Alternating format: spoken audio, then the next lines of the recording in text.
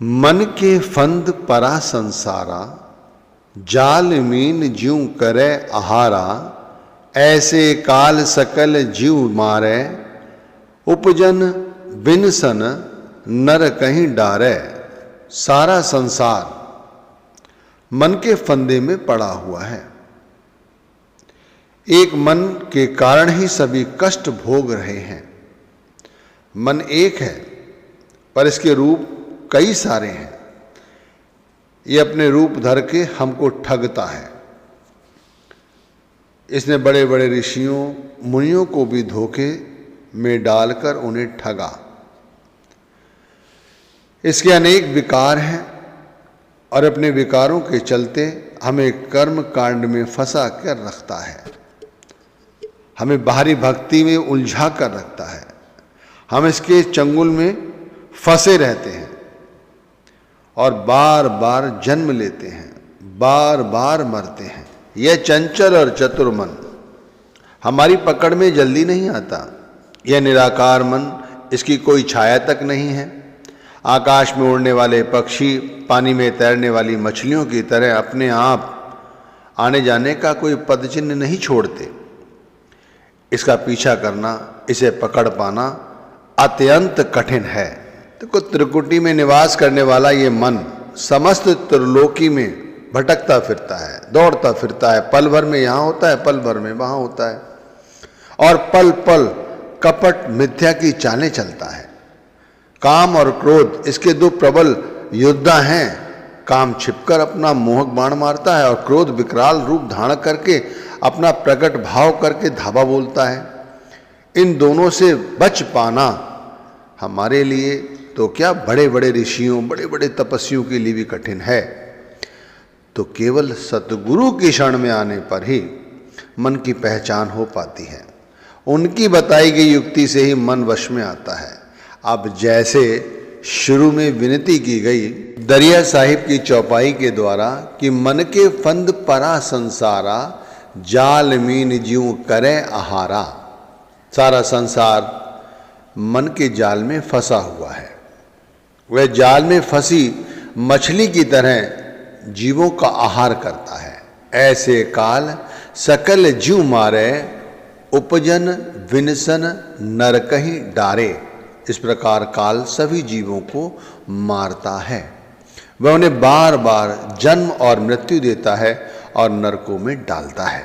मन की सही स्थिति समझने के लिए हमें 24 घंटों में 1-2 मिनट अपने लिए निकालने चाहिए। विचार करना चाहिए कि हम हैं कौन। देखो 1-2 मिनट होते ही क्या है, अपने लिए क्या 1-2 मिनट नहीं निकाल सकते? आप पाओगे कि मरना बिल्कुल अटल सत्य है। और ये जो त्रिकुटी में रहने वाला मन जो है, जो सारे संसार में भटकता फिरता है, एक दिन ये जो हमने बसाया हुआ गांव है इसे छोड़ देगा। बहुत से लोग हमारे जाते ही बड़े खुश होंगे। बड़ा दुखी करता था, बड़ा परेशान करता था और हमारी अच्छाइयों को कुछ याद भी करेंगे। अब आप खुद से विचार करो, आप कितने अच्छे हो। कितने लोग आपके मरने के बाद आपकी याद करेंगे और कितने लोग खुश होंगे। कबीर साहब ने कहा भी है, मरोगे मर जाओगे कोई न लेगा नाम, उजड़ जाए बसोगे छोड़ के वस्ता गाम। आप खुद देखो, कई लोग आपके अपने परिचित भी तो यहां से चले गए होंगे। आप उनको कितना याद करते हो? कोई याद नहीं करता किसी को। हम वैसे ही मन के ताबे में हैं और मन के वशीभूत होकर जो कर्म कर रहे हैं, हमें पता ही नहीं कि हमें क्यों कर रहे हैं। आपको ये जानकर और अचंभा होगा कि जब एक क्रोधी पुरुष मरता है, जो जरा जरा सी बात पर क्रोध करता है, आग बबूला हो जाता है, घृणा करना, रूखापन, चिड़चिड़ापन, ये सब उसके विकार हैं क्रोध के। ऐसे बुरे कर्मों वाले व्यक्ति की जब मृत्यु हो जाती है और उसे पुनः जन्म मिलता है और यदि उसे मानव की योनि मिल जाए तो भाई वो कुरूप पैदा होता है, कुरूप, क्रोध के कारण कुरूपता। ये तो मरने के बाद की बात बताइए आपको। वास्तविक जीवन में भी लोग, जो व्यक्ति क्रोध करते हैं, चिड़चिड़े रहते हैं, जिनका स्वभाव रूखा है, घृणा करते हैं, ईर्ष्या करते हैं, ऐसे लोगों का भी रूप वास्तविक तौर पर बहुत जल्द क्षीण पड़ जाता है। अब मन का एक रूप और देखो, कुछ लोग दूसरों को दुख पहुंचाते हैं, पत्थर फेंक दिया, उल्टी सीधी गाली गलौज कर दी, कोई छड़ी मार दी, चक्कू मार दिया। ऐसे बुरे कर्मों के कारण मृत्यु के पश्चात ऐसे लोगों की अवस्था क्या होती है? यदि वो मानव जन्म में आ जाते हैं तो वो अस्वस्थ रहते हैं, उनका स्वास्थ्य बहुत जल्दी गिर जाता है, अस्वस्थ, बीमार होने जाते हैं। इसी तरह वास्तविक जीवन में भी वो बहुत जल्दी अस्वस्थ रहने लगते हैं, उनका डॉक्टरों के पास आना जाना लगा रहता है और वो लंबी आयु नहीं जीते। इसी तरह बहुत सारे ऐसे लोग भी हैं जो भाई मन के साथ जुड़े हुए हैं लेकिन सत्कर्म करते हैं, वो लोगों को हानि नहीं पहुंचाते, कष्ट नहीं पहुंचाते, शांत रहते हैं। अगर ऐसे लोगों को जन्म मिल जाता है और दोबारा मानव योनि मिल जाए तो कहते हैं कि जन्म लेने के बाद वो स्वस्थ रहते हैं और वास्तविक जीवन में भी वो स्वस्थ ही रहते हैं, वो निरोग रहते हैं। अब मन का एक स्वभाव और भी है कि बहुत से लोग निर्दयी और दयालु होते हैं, एक तरफ निर्दयी और दूसरी तरफ दयालु। अब जो निर्दयी लोग हैं वो क्या कहते हैं, उनके अंदर हिंसा भरी होती है, वो लोगों के प्रति निर्दयी और क्रूर व्यवहार करते हैं। उनकी क्रूरता के चक्कर में लोगों को बहुत दुख होता है। ऐसे लोग जब मरते हैं तो उनके बाद उन्हें नरक की अवस्था प्राप्त होती है और यदि उन्हें जन्म मिल जाता है अगला और मनुष्य योनि का तो फिर वो अल्पायु होते हैं। और वास्तविक जीवन में भी ऐसे निर्दयी लोग ज़्यादा लंबी आयु नहीं जीते। अब कुछ ऐसे लोगों की बात कर लेते हैं जो दयालु हृदय, दयालु मन रखते हैं, चाहे वो स्त्री हो चाहे पुरुष, वो लोगों की सेवा करते हैं, जान बचाते हैं। जैसे इस समय इतनी गर्मी है ना, तो वो क्या करते हैं, पक्षियों के लिए जल की व्यवस्था करते हैं। छत पे चले जाएंगे, किसी बर्तन में पानी रख देंगे, या लोगों को रास्ते में पानी पिलाते हैं, राहगीरों को पानी पिलाते हैं, घर में बड़े बूढ़ों की सेवा करते हैं, उनके खाने पीने का ध्यान रखते हैं। ऐसे लोग मरणोपरांत स्वर्ग प्राप्त करते हैं और कहते हैं कि जब उन्हें दोबारा जन्म मिलता है तो वो दीर्घायु, लंबी आयु जीते हैं। और वास्तविक जीवन में भी जो ऐसी सेवा करते हैं लोगों की, उन्हें भी लंबी आयु मिलती है और वो शांत रहते हैं, उनका जीवन चरित्र बड़ा शांत होता है। अब मन के रूप आपने यहाँ कई सारे देखे, जैसे निर्दयी लोगों के विषय में बताया, दयालु हृदय के विषय में बताया आपको, इसी तरह क्रोध और शांत रहने वाले लोगों के विषय में बताया, दूसरों को हानि पहुंचाने वाले लोगों के विषय में बताया। ये सारे के सारे मन के ही फेरे हैं। मन को समझना बहुत कठिन है। अब जैसे आगे चौपाई दरिया साहिब ने फरमाई है, मन के रंग बिरला क्यों जाना, जाके सूरत साच है ज्ञाना। एह मन चंचल चतुर है चोरा, मन मुरीद है मन ही कठोरा। देखो, मन की कलाबाजियों को, मन की चंचलता को, मन की चालाकियों को हर कोई व्यक्ति नहीं जान सकता।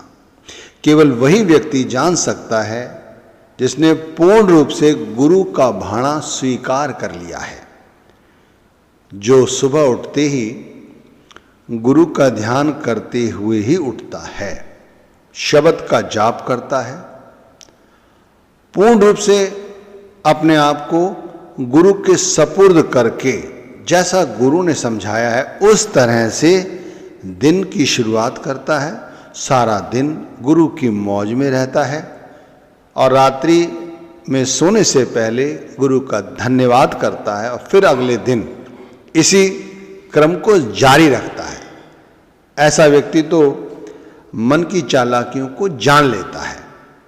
आप कह रहे होंगे, मैं बहुत समय से नाम जपता हूँ लेकिन सही तरह से ध्यान नहीं बनता, भजन नहीं बनता। तो आप चाहे कितने ही समय से नाम जपो, लेकिन यदि आपने सही तरह से नाम नहीं जपा तो आपको वाकई में कोई फायदा नहीं होगा। मैं आपको सही कह रहा हूं, आप बुरा मत मानना। कहते नाम जैसे भी जपा जाए हर स्थिति में आपको फायदा ही करता है, ये बात बिल्कुल सही है। लेकिन यदि आपने वो तरीका नहीं समझा, वो साधन नहीं समझा, तो क्या फायदा। माना आप नाम गलत तरह से जप रहे हैं लेकिन भाव आपके पूर्ण रूप से भक्ति के हैं, प्रेम के हैं, तो आप गलत सलत नाम जपेंगे फिर भी आपका काम बनेगा। कैसे? जैसे आप गुरु मंत्र गलत तरह से जप रहे हैं लेकिन ध्यान गुरु के स्वरूप का है, मन में गुरु के लिए प्रेम है, अंदर वो जो वर्णात्मक शब्द आप जप रहे हैं वो अपने आप धुना जा रहा है। श्वासों के साथ आप नाम जप रहे हैं तो यह आपका गलत गुरु मंत्र जो आपको याद नहीं है या किसी गलत तरह से जप रहे हैं फिर भी सही है, लेकिन सही तरह से नाम जप रहे हैं लेकिन भाव नहीं है, भक्ति नहीं है, तो ये बात सही नहीं है। नाम जपने से आपको कोई फायदा नहीं होगा। आप आधा घंटा नाम जपें, 1 घंटा नाम जपें, लेकिन बिल्कुल सही तरह से जपें। सही का मतलब ये नहीं है कि आपको बैठकर ही नाम जपना है। यदि आप वृद्ध हैं, बीमार हैं, आप बैठ नहीं सकते तो लेटे लेटे नाम जप सकते हैं। आप ट्रेन में जा रहे हैं, सफ़र में हैं कहीं, तब नाम जप सकते हैं। आप चलते फिरते नाम जप कर सकते हैं। लेकिन अवस्था ये होनी चाहिए कि नाम जपते समय हमारा मन जो हम नाम जप रहे हैं अजप्पा तौर पर वो हम सुने, मन नाम के साथ जुड़ जाए, एक बात। दूसरी बात, वही मन नाम सुनते हुए गुरु के स्वरूप का ध्यान करे और हमारे अंदर भक्ति भाव का सागर पूर्ण रूप से भरा हुआ हो तो हमारी भक्ति सफल होगी। तो यहां पर जैसे दरिया साहिब ने कहा कि मन की चालाकियों को कोई विरला जीव ही जान पाता है, ये बिल्कुल सही है। वो विरला जीव वही होगा जिसने सुरत शब्द का अभ्यास किया होगा, क्योंकि ये जो मन चंचल है, चतुर है, ये तो छिपकर काम करने वाला है, छिपकर। ये मुलायम भी है और सख्त भी है। मन ही बुद्धि के बल पर ज्ञान का वर्णन करता है, ये आप समझ लीजिए। तो इसीलिए हमें गुरु के भाणे में रहना आवश्यक है। देखो, इसी तुक को आगे बढ़ाते हुए उन्होंने चौपाई आगे फरमाई है, मन बुद्धि बल कथय एक ज्ञाना, मन अनंत रूप धरे जहाना, एह मन काम क्रोध सुख भोगा, मन जोगी है मन है रोगा। देखो, मन के कई रूप हैं। आप विचार करें और अपने मन को निहारें तो आप पाएंगे दिन में कितने रूप रखता है। ये तरह तरह के रूप और स्वांग रचता है। ये काम क्रोध जो है ये मन के विकार हैं, भाई यही मनोरोग है। तो आप सभी से ये विनती है कि आप अपने मन को साधना शुरू कर दो। यदि मन को साधना सीख गए तो ये सारे झंझट अपने आप खत्म हो जाएंगे। असल में जो हमें बताया जाता है हम उसे बाहर ही बाहर पकड़ने की कोशिश करते हैं, अंदर नहीं जाते। अंदर क्या है? शब्द इसलिए जपा जाता है जिससे हम अपने मन की भाग दौड़ रोक सकें। लेकिन नाम जपते रहते हैं, मन बहिर्मुखी साधनों का, शक्लों का, पदार्थों का चिंतन करता है। तो उसे रोकने का जरिया क्या है? वो है गुरु द्वारा बताई गई विधि। उस विधि के अनुसार अपने मन को सुकार्यों में लगाओ, गुरु के ध्यान में लगाओ, तब अपने आप